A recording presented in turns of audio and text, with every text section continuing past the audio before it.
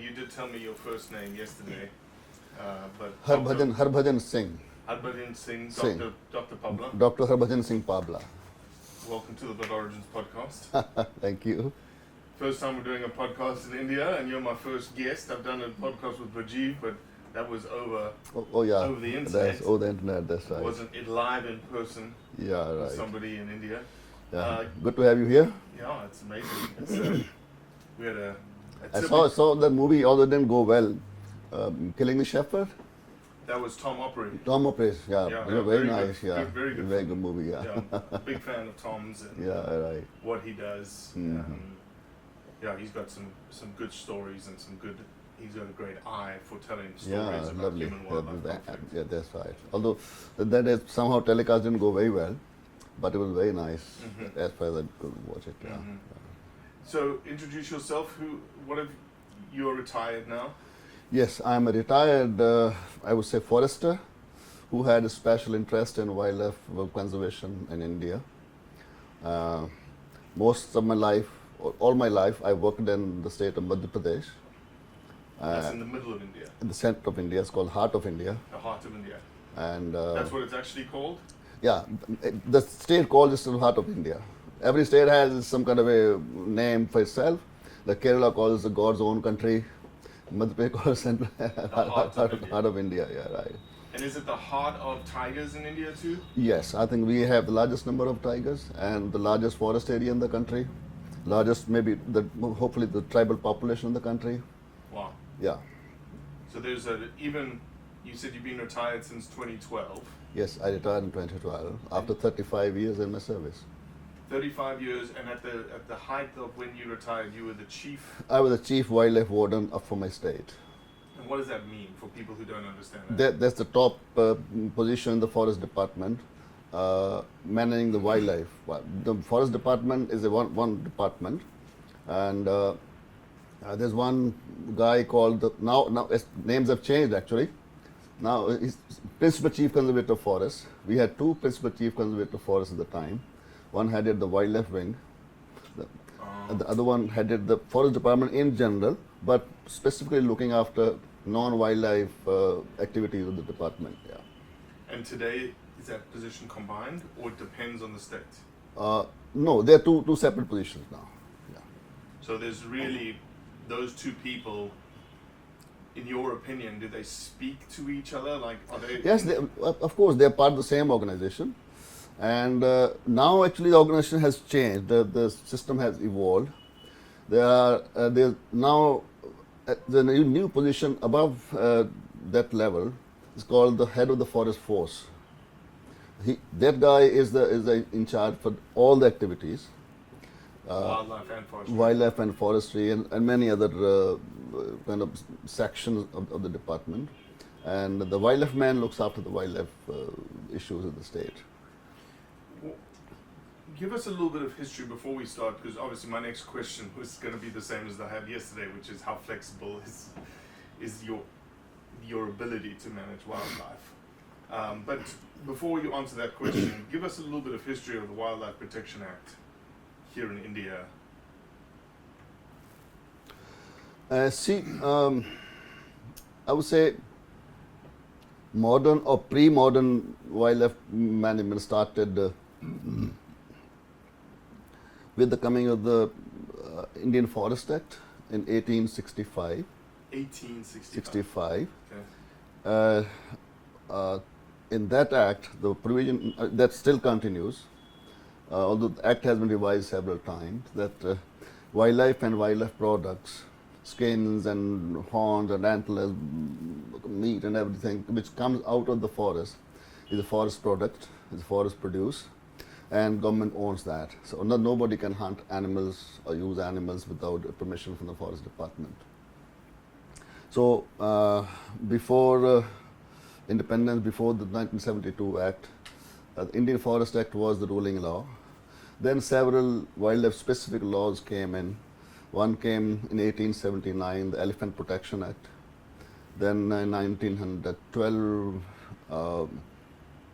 came the Wild Birds and Animals Protection Act. Then there was one variant of Bombay Wild Animals and Birds Protection Act, something like that. So there were several laws came But in. all through this time frame, people were utilizing the resources.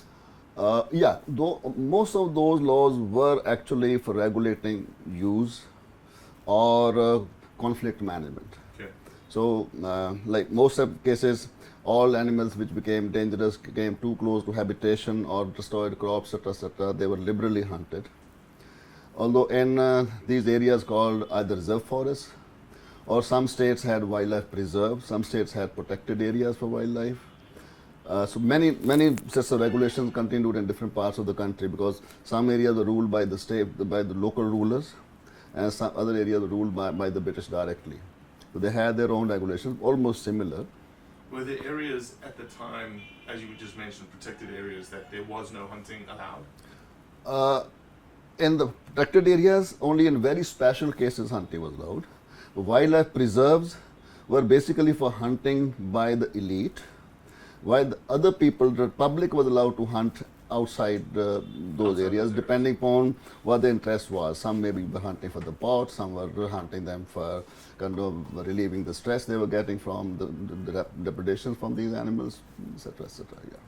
So you mentioned yesterday that in the, I assume it started in the 50s, but very much in the 60s and 70s, you were having very much a decline in wildlife here in India. Yes, when the 1972 the Wildlife Protection Act came, it was set in a scenario where everything was declining. Why was it declining? Poaching? I think one, naturally poaching and habitat destruction. Okay. Because probably after independence there was some kind of free for all, and laws were a little hazy, and there were several laws which probably nobody knew which law actually prevailed, because I said that there was Indian Forest Act, there was the Elephant Protection Act some areas, then there was Wild Birds and Animal Protection Act laws, and there were several sets of rules made in them, and some states adopted the laws which were prevailing before independence in those areas, like say if some parts of a Indian ruler's territory was merged into a new state post-independence. So those laws came over. Gotcha. So things like that going on, very confusing.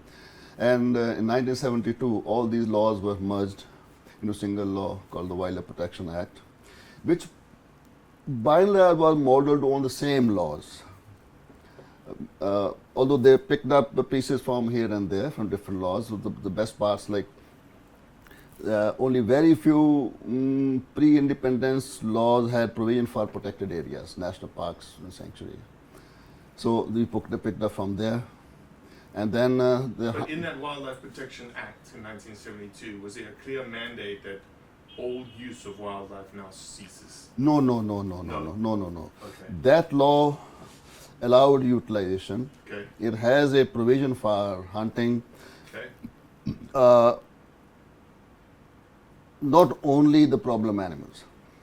Gotcha. At that time, the states made rules. In my state, still the rules are there, although they are no longer applicable. There's a provision for making shooting blocks, and the hunting fees were prescribed. And this was all in the 1972 72 Wildlife Protection Act, yes. Okay. So these provisions were deleted later on in 1991. They were deleted. Deleted. So although these provisions were there, but despite these provisions, many states allowed hunting, except of species like wild boar. Problem animals. Problem animals. Prolific breed. Yeah, so probably, or maybe if I'm not, maybe some states might have done it. No shooting blocks were notified actually after this law came into force, but the provision was there. And people were still able to hunt birds, etc., up to 91, when all hunting was closed, except of the problem animals, dangerous animals. So, what happened in 1991? Was it just a big push from a very large anti-use I think movement, or was there still very much a... No, I don't think there was a push. Maybe the people within the government in decision-making position, they realize that they need to be more stringent. Was wildlife still declining? Probably there was no systematic monitoring at the all India level. Okay. Tiger population was seen recovering. Okay. Because I came into service 1977. Okay. After that, we did see kind of increasing trends in the areas we were, but we didn't know the all India picture. But only when around the year 2000, a clear decline was visible, that very high levels of poaching, maybe somehow kind of influenced by the demand in China and these countries, especially the tiger, came into view. And then in 2005, the new laws were further strengthened, and this utilization question was especially totally closed. Yeah. So over time, our law has been kind of moving in this direction. A more protectionist kind of elements have come in now. But in your opinion, at the time, you probably needed more of a protectionist mindset, right? Definitely. At that time, there was no other way. So two things essentially happened. Number one, this new law came in, and so there was clarity all over the country that what is the law governing wildlife and how we go about it. Second was with Project Tiger coming in, a new focus on tiger conservation came. It was a kind of principle of holistic conservation in the sense that the ruling thinking was that you leave nature alone, keep people out, nature will take care of itself. So several areas were notified as tiger reserves, and the number ultimately, over time continued to increase. So now a large part of the wildlife conservation areas are now actually tiger reserves where tigers happen. There was time when many tigers didn't have tigers, but now many areas outside tiger reserves have significant tiger populations. Now, part of that in the past, you were a part of that, right? In terms of tiger relocation and tiger movements, you did a lot of that work. Oh yes. We were the first state. We were the first to lose tigers from one of our protected areas. In Madhya Pradesh. Yeah. And two areas very well known, because infamous for losing tigers, Sariska in Rajasthan and Panna in Madhya Pradesh. And every single tiger? Or to the point where they were very point. Although when we rebuilt the population, we found out that some tigers were still lingering there. Yeah. But at that time, the general impression was that we lost everything. Yeah. So we brought tigers in from other parks, from Kanha, Bandhavgarh. First we bought wild tigers. Then later on we also brought in tigers which had been raised in captivity. They were orphaned at a very young age. Okay. And they were brought in. They did very well. So hold on. So you've got documentation. Yes, we have documentaries Of tigers that were in captivity. Yeah. And then you release them into the wild. Wild. And they turn back to wildcats. The wild, they bred. Yeah. Have you been staying abreast of the whole captive bred lion issue in South Africa? Largely yes, but this is totally different. There's not a long line of captive bred animals. They were selected animals which had been orphaned in a protected area. Okay. And they were raised by the park there itself. Genetically, there's a whole genetic component to they were completely wild genetically. They were wild, raised in captivity, released back. They were first prepared for kind of a life in the wild. Some training, the hunting training was given, and some kind of fear of human beings was put into their minds before they were released. So they did very well. And now this has become a routine, especially in my state of Madhya Pradesh. Any tigers which are orphaned in young age, they are raised, and later on they are released into the wild, and nearly all of them done well. Wow. Yeah. How many tigers do you think you were involved with in terms of their relocation?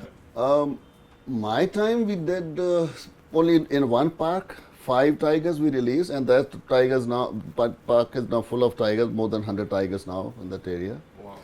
And since then, I documented in a paper last year, most likely, some more than 24 tigers, orphan tigers, have been now released into parks, and we have created totally new populations now in different places. Like There's one sanctuary called Noradehi Sanctuary. It has more than a dozen tigers now. They started with 2 tigers brought from other parks. Similarly, population Sanjay Tiger Reserve, it's called Sanjay Tigers in Madhya Pradesh. It also has a good thriving population of tigers now. There was almost none at one time. So tigers were brought, mostly not necessarily orphaned, but from other parks. And now any tiger that becomes orphaned at a young age, then they raise it carefully. Who's doing the raising? The forest department? The forest department. In the parks. They have enclosure in the parks. Okay. And they try to give them wild prey, live prey as far as possible. And then when the forest department will give them live prey? They'll put live prey into the enclosure? They do, off and on. But generally when there are the road kills or something, then they put them in and they keep feeding them. The NGOs don't go crazy? Sometimes sometimes they do. Sometimes they do. Yeah. That's crazy to think that. Like I'm making a joke of it, right? That the NGOs would cause a problem with feeding a live animal to a captive tiger. The system is like this. We have a enclosure in the forest, and there are gates for interning animals from the wild into there. So they walk into that enclosures. Yeah. So you first herd them into adjoining enclosure. Then one day you open the door and they go into tiger enclosure. They live together, and off and on the tiger takes one. Mm-hmm. Yeah, the large enclosures. How big in terms of the enclosures? 5 acres, 5 hectares? Oh, the first one we tried was 7 hectares. Yeah. Now I think they are much larger. Yeah. Although I'm not in touch now. Still like the gaur enclosure which we created in Bandhavgarh for translocating gaur from Kanha to Bandhavgarh, again for reintroduction purposes. That's also being used for housing tigers which are going to be relocated or which are going to be released later on. That was a 100-hectare enclosure. How much of that they have now earmarked for tigers, I'm not sure, but it's very large. And you're saying a lot of the translocation work that you guys do here, the capture work, the game capture work, the translocation work, that's modeled off of South Africa? Yeah, especially the herbivores, ungulates. The tigers we have been capturing all the time. Although we were not releasing them back into the wild until this thing happened in Panna. Mm-hmm. And so they were all kept in kind of cages until the end. Now most tigers which are captured and which are found good for release, they are released. But the mass capture of herbivores, the gaur and the deer, we learned from South Africa. And you did that at the same time as tigers were being repopulated? Yeah, it was going to. Actually, they were overlapping programs. So what happened was that it was a very interesting story. And Beyond, which was called CC Africa at that time, they wanted to do business in India, and they wanted to build lodges in Madhya Pradesh. And they happened to meet me. And we asked them, okay, you coming to India, welcome, but what are you going to do for us? Exactly. Yeah. Great question. Yeah. So how are we going to benefit from your presence here? They talked about tourism, sustainable tourism, etc. That's fine, but concrete terms, what are you going to do for them? Then they mentioned that they have a lot of experience in capture and translocation of ungulates. Okay, fine, we want that. So they want to build a lodge in Bandhavgarh, first lodge, and we had lost our gaur population from Bandhavgarh some, 10, 15 years before. Sometime 1995 or so, we had lost the last gaur from there. Then okay, let's reintroduce gaur there. Then we developed a plan, and CC Africa wholeheartedly, along with the Indian partner, the Tata Group, the Taj Hotels, they wholeheartedly supported us. They trained our people in South Africa. They provided equipment, and they provided consultancy. Their experts visited us several times to ensure that the infrastructure was ready. I mean, now, the word BOMA has been completely accepted, internalized in India now. Everybody knows what a BOMA is. It's a South African word. Wow. So then, when we did the first capture, vets from the KZN Wildlife and their chief wildlife capture expert and people from and beyond, they were on the spot. Jeez. They did it with us, then trained us. Then our people did it when they stood aside, just watching, and now we do it on our own. Amazing. And now, I think people have moved more than 10,000 spotted deer now from one park to other. Is there still need in India for that? Is wildlife still being relocated and translocated right now? Not all the states.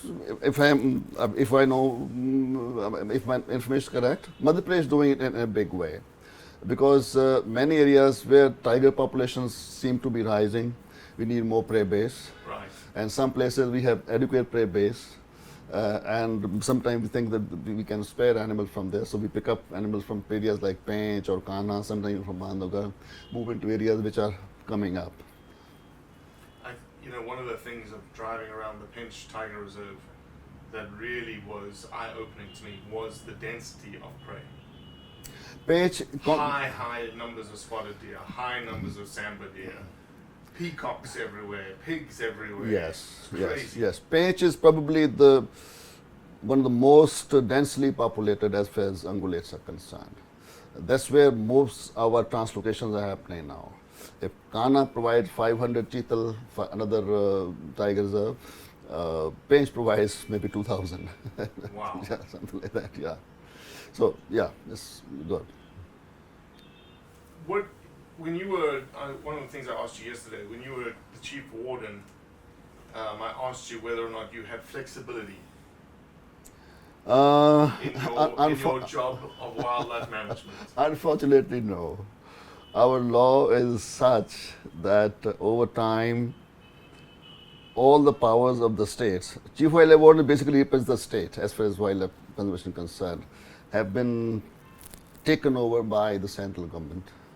Law has been amended over time, again and again, to concentrate powers in government of India. We've been protesting. Even I written books about this issue. My book is called Wardens in Shackles. It's one of my books. Wardens in shackles because you just could not do your job. That's right. So, most of the decision making, except in the case of dangerous animals, and the policy formulation happens at the Government of India level, and states are generally expected to follow. And not many states protest, and reason is difficult to understand, because I would have loved myself to be fully in charge. Actually, when the law was made, the Chief Wildlife Warden of the state was almost the CEO of conservation of the state. Yeah. There was not much what Government of India was supposed to do, except kind of looking an eye and supporting them here and there with money or maybe training. Which makes complete sense. But over time, somehow, maybe Government of India stopped trusting the states that they cared enough about their wildlife. Wow. So laws have been amended over time. That first with the Project Tiger. Project Tiger was only a project. It was not a law. Then in 2006, after the big debacle of when the tiger declined, National Tiger Conservation Authority was constituted. It was given sweeping powers in the tiger reserves and even adjoining areas. So now in the last amendment, even non-tiger reserve sanctuaries have to follow what the Government of India says in the form of, because they issue guidelines for management of sanctuaries now. Earlier states were deciding how to manage them. So over time, as I say, most of the major decisions are made at the center. And if you have a problem animal, fine. But if you want to do management, then you need so many permissions that by the time you get all the permissions, time runs out, or the problem goes away, or the officer is transferred, or whatever. Is that what you were saying in terms of there was a difference between dangerous animals and other animals? You had some powers when it came to dangerous animals? Yes, dangerous animals, the Chief Wildlife Warden has complete power. And what do you mean by that? If an animal is deemed dangerous to human life or property, Chief Wildlife Warden can have them hunted. So he doesn't need anybody's permission. Although of late, central government again has sent directives that okay, if a man-eating tiger has to be hunted, earlier chief wildlife wardens could engage any good hunter from the public to do that. Now they say no, only the forest officers have to hunt the problem animal. So whether they have the training, whether they have the weapons or the scale setup, God knows. So it's a very scary thing. Then similarly, and that's still in place today? It's still in place today. And similarly, perhaps there's a directive now that chief wildlife wardens have to consult the National Tiger Conservation Authority before declaring an animal dangerous. I mean, they say don't use the word man-eater, Even if he is. Even if he is. So you can call it a problem animal or whatever you say. So. Yeah. So chief wildlife wardens have to keep looking over their shoulders and keep asking directions, instructions, approval from Government of India before they really do something concrete on the ground. You think it's worse today than it was when you were the chief warden? Yes, as at least these two things were not there at the time. One that although fortunately. During my time, we didn't have any major man-eating incidents in my state. Because you were building the population. Yeah, not only that, we still have significant population. Leopards were there, bears were there, so but nothing alarming was going on. Yeah. But we still Section 11 of the Wildlife Protection Act, which allows the chief wildlife warden the power to have these animals hunted, either killed or captured. That was sacrosanct. So no interference from anybody was there. But now as they say that the directions from Government of India that you have to only deploy forest officers to do this job. All those forest officers are, after their training in the academy, almost none of us fires guns. Yeah, for sure. No training. We don't carry guns. So that's what I asked them. Yeah, the forest department in these areas, they're not issued. We have weapons. A few we don't carry them, but they are only used in these emergencies. Sometimes when they, in many cases, they have to be kept with the police, and you take out only when they're required. We're not a weapon carrying organization. Yeah. So and then at least the non-tiger reserve sanctuaries were completely under the control of the chief wildlife warden earlier, which still is a significant area. But now with the last amendment, even those sanctuaries have to be managed as per the guidelines of Government of India, which sometimes you may disagree with. Yeah. But how these new chief wildlife wardens are doing, probably they will know better. In your time as the chief warden and obviously post 2012, were you very much, and obviously since 1992, there's been no... 91. 91, since 91, no hunting. Number one, but no use of wildlife at all. Yes, that's right. No, use is not allowed, no trade is allowed, and no possession of wildlife is allowed. Because it belongs to the government? The state, yes. Every part of it, even when it's dead? Yeah. Since I started talking somewhere in the 1995-96 that we have to generate benefits for the people, and we have to actively reduce the nuisance value, menace value of the animals to the local people. Most states have come up with regulations which allow hunting of crop-breeding animals. But no utilization of no utilization. The impression probably is this, that because these animals are state property, nobody can utilize it. Second belief in our country is that if you allow consumption, it will result in poaching. Correct. Or increasing poaching. That makes sense. So that is the reason. So as far as the first part is concerned, that this is state property and it cannot be utilized by anybody, I think that can be slightly modulated. Because if the state owns and state decides that it would give it to the people or to whoever the government wants to do, it should be possible. The owner always has the liberty of doing it. So if you allow somebody to hunt, now most states allow hunting, but Now talk to me a little. What does that look like? You say most states allow hunting, but hunting is illegal according to the Wildlife Protection Act. no, hunting of problem animal is legal under permit. Okay. So who can get a permit? So it varies from state to state. Like say in Madhya Pradesh, my state, this is very interesting. We allowed hunting of nilgai somewhere in 1997 or so to satisfy demand from suffering farmers. But the politicians probably didn't want to go all the way to really see hunting happening. So the rule was made that okay, you can hunt a nilgai, but it has to be hunted in the same place where it has destroyed the crop. Okay, so you have to identify that animal, then wait till that animal, then you go get a permit, and it has still to be there, something like that. No. You couldn't go get a permit and then wait for the nilgai to come in the field. You had to identify So unfortunately, that is the law even today. it. Oh my God. So I when I was a chief And warden, they issue permits in a minute, right? no, you apply and wait.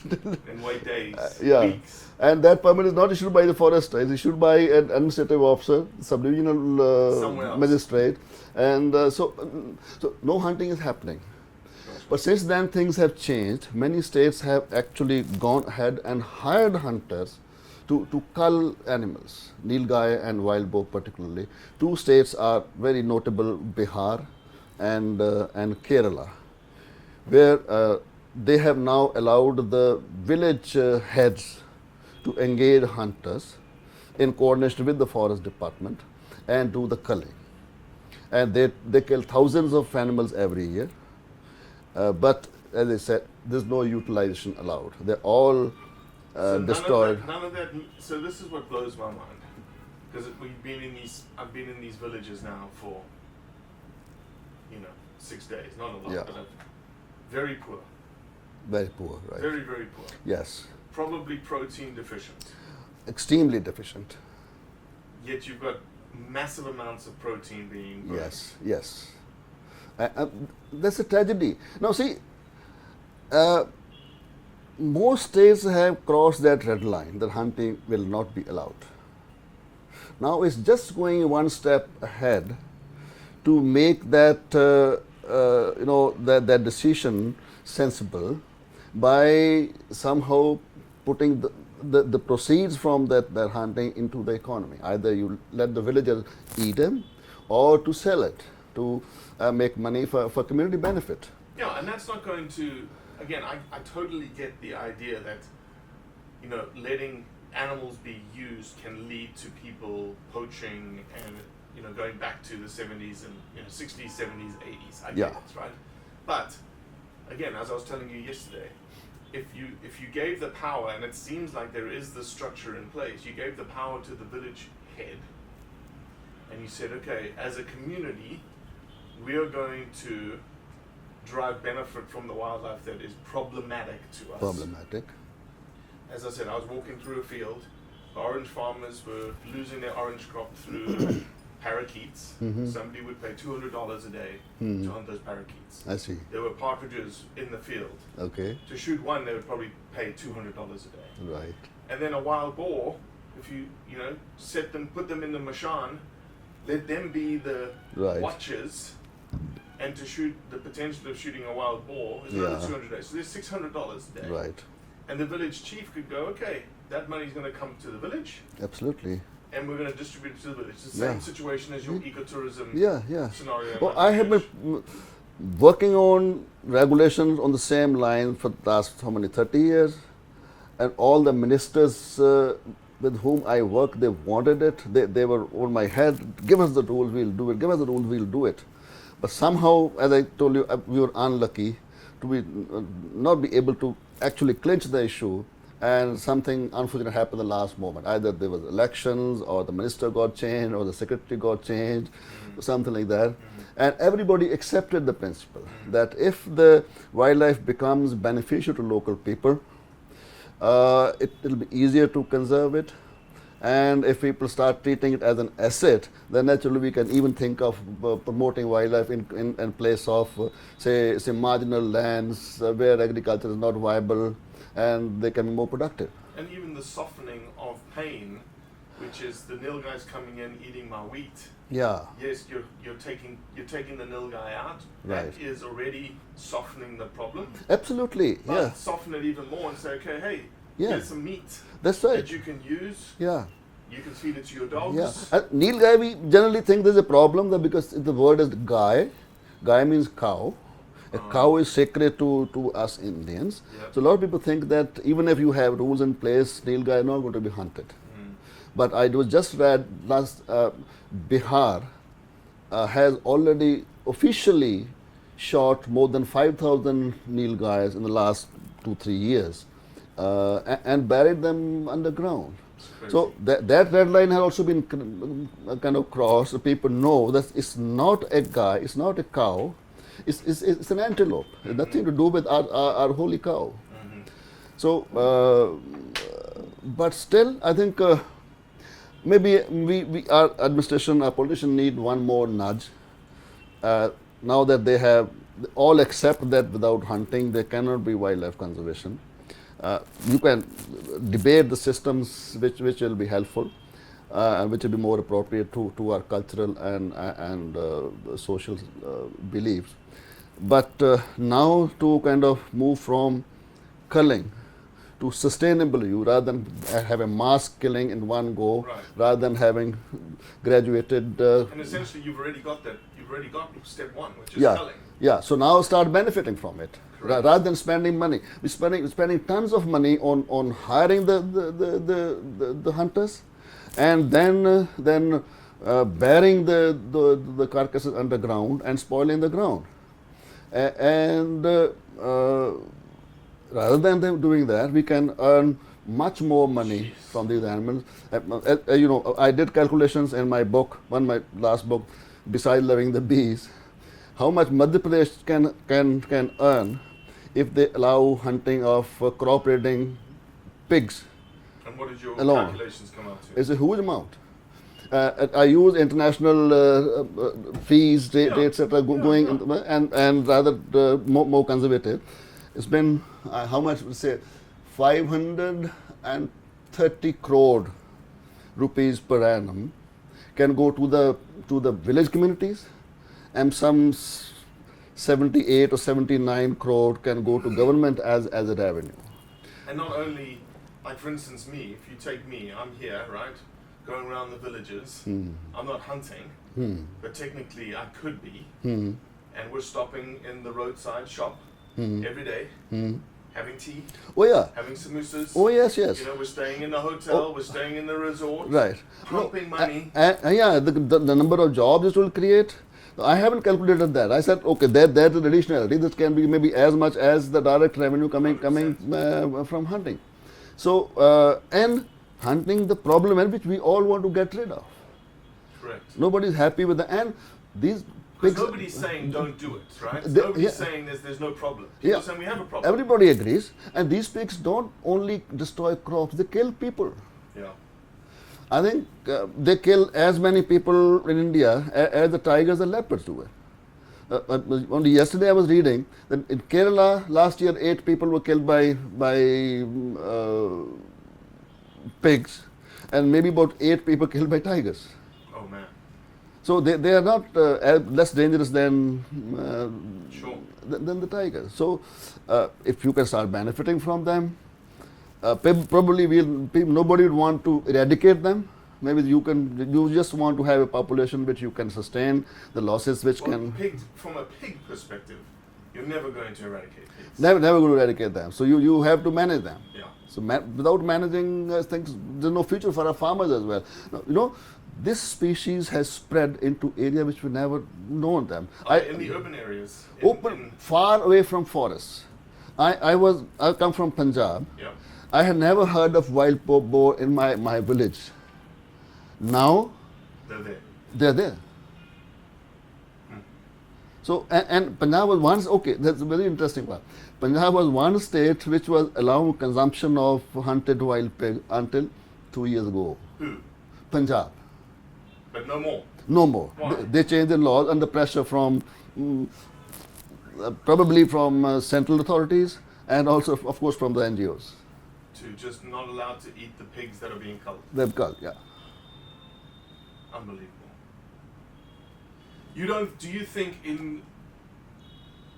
you think it's possible, given, as you've said, there's a couple of steps already in place, culling is already in place, the softening around hunting seems to have happened. Right, it has. Do you think that there is a chance in the next 5 years, 10 years, 5 to 10 years, of an opportunity that we've just essentially created, which is... I think good sense has to prevail in the long run. An example, in one village, that's Yes. one village with one state department, one forest department guy that says, I'm going to interpret this a little differently, and I'm going to give a little bit of benefit of the wildlife to you, and let's try this.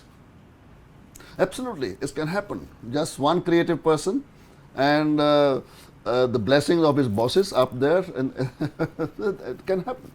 Law doesn't stop it. Yeah. Although law needs to change a lot to introduce some sustainable Does conservation. it have to change a lot? Because you just told me there's wording already in there. Conservation is in there now. Oh no, that's very interesting. I think this is a radical change in our law, although nobody noticed it. When did that happen? 2023, only 2 years ago. Who put that in there? Our government of India. But who? There must be somebody who let's talk politics for a second. There must, if there was a change. I don't and know. If there was a word that got put in there, I don't know. I wish that somebody man is thinking stayed that way. blessed. So who is that person? He's. I don't know who is that. Maybe we can find out and send him flowers. Send him more than So flowers. earlier it was the law was meant for protection of wild animals, birds, etc., etc. Okay. Now it says the law for conservation, protection, and management of wildlife. So conservation and management are now in there. Now in the law, although the sections further down don't talk much about management, don't talk much of conservation, only of protection. But I think this fundamental change has come, which probably open new windows if we think the conservation needs to be more sustainable and people friendly.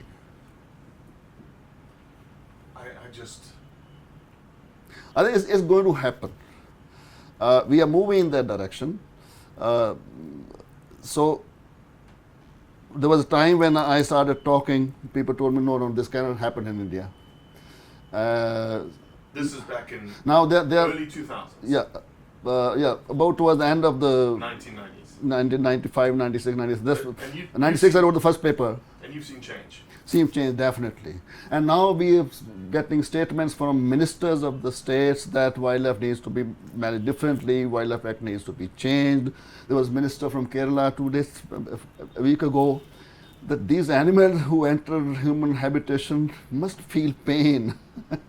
there must be a landscape of something fear. said, yes. They should know where to go, where not to go. And who said that? A minister Out of Kerala. from Kerala. Kerala. Yeah.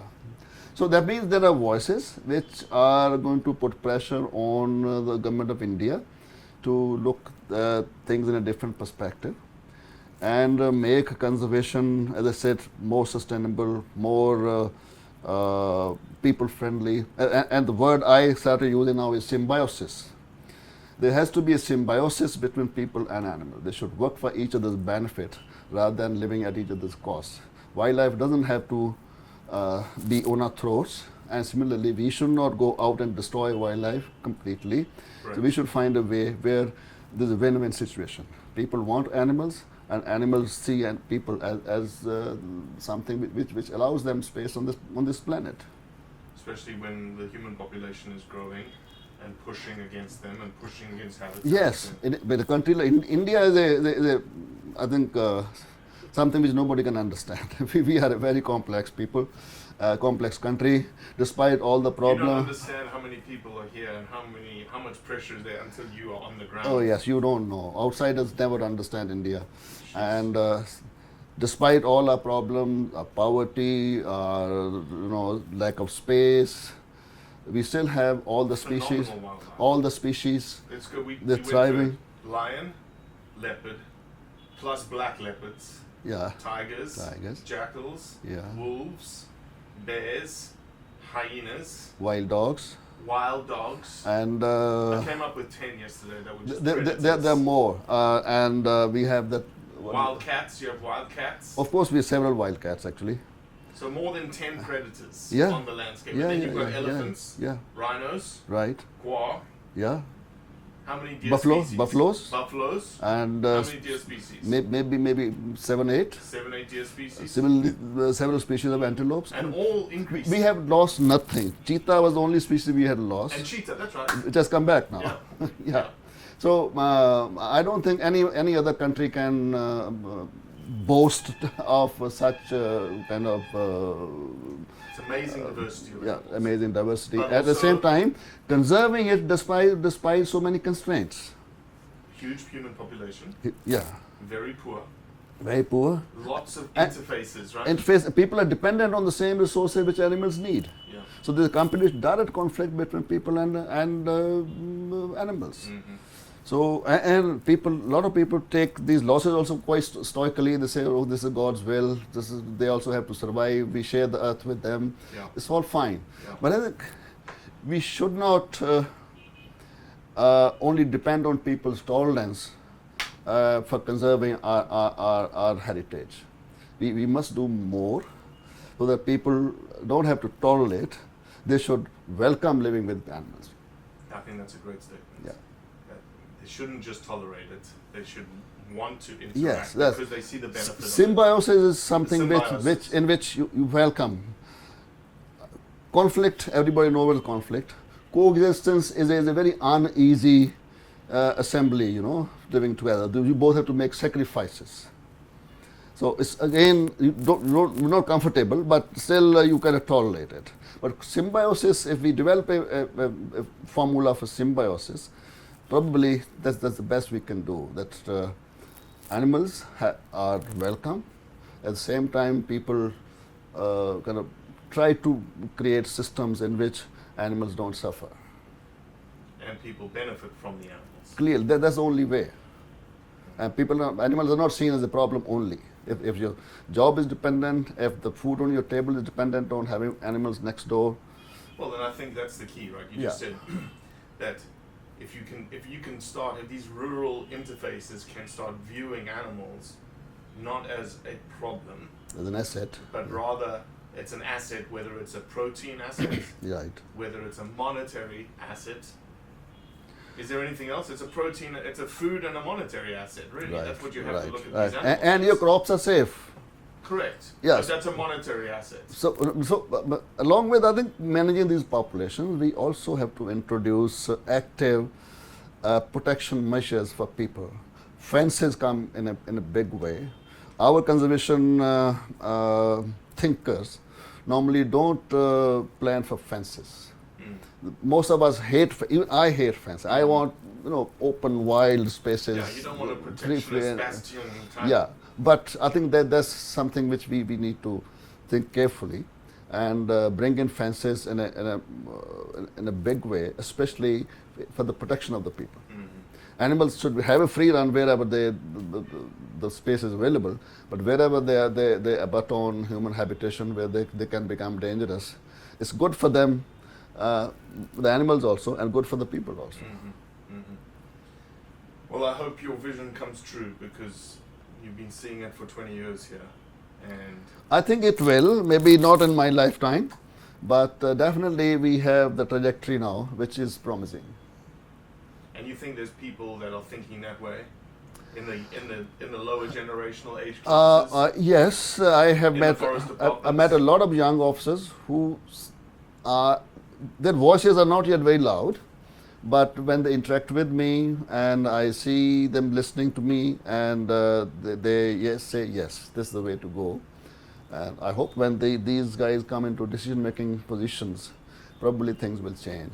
Because as I said, our training, our thinking was molded by the realities of the 60s and 70s. And the people who brought about that change, they were preservationists. And that mindset has prevailed till now. Now it's a conservation mindset. Now it's conservation. I think they should distinguish conservation and preservation very clearly. Yeah. Preservation is only about protecting without caring about what happens on the ground. So now here we have to manage carefully what needs to be promoted, what needs to be controlled and managed. Yeah.